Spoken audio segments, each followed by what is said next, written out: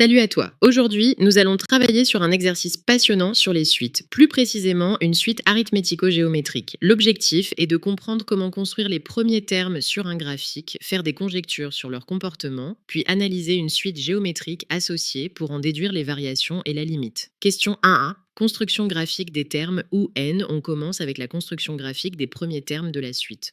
On part de U0 égale 5 sur l'axe des abscisses. Pour obtenir U1, on trace une verticale depuis U0 jusqu'à la courbe de la fonction f de x égale 1 tiers fois x plus 1. En calculant, U1 égale f de U0 égale 1 tiers fois 5 plus 1 égale 5 tiers plus 1 égale 8 tiers, ce qui fait environ 2,67. Ensuite, de U1, on trace une horizontale jusqu'à la droite, i égale x, puis on descend verticalement pour obtenir U2. Calculons U2 égale f de U1 égale 1 tiers fois 8 tiers plus 1 égale 8 neuvième plus 1 égale 17 neuvième, soit environ 1,89. Enfin, de la même façon, U3 égale f de U2 égale 1 tiers fois 17 neuvième plus 1 égale 17 27e plus 1 égale 44 27e, ce qui donne environ 1,63. Bravo!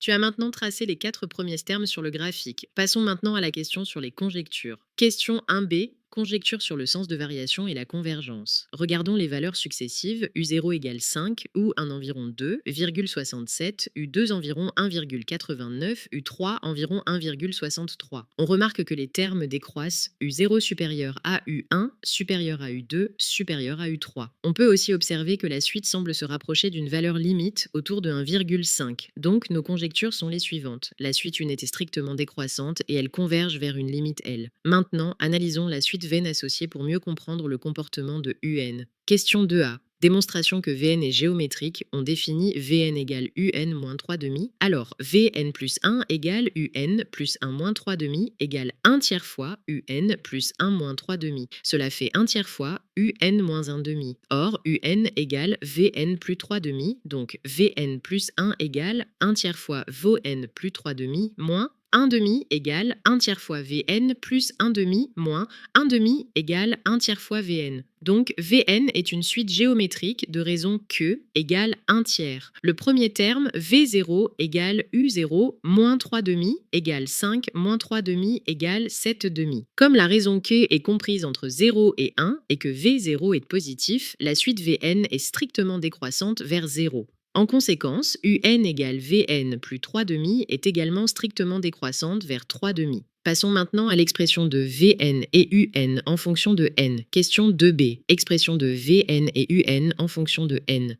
La suite géométrique Vn se calcule par Vn égale V0 fois Q puissance n égale 7 demi fois 1 tiers puissance n. Et donc Un égale Vn plus 3 demi égale 7 demi fois 1 tiers puissance n plus 3 demi. Bravo! Tu maîtrises maintenant l'expression générale de la suite. Regardons enfin la monotonie et la limite. Question 2c. Monotonie et limite de UN.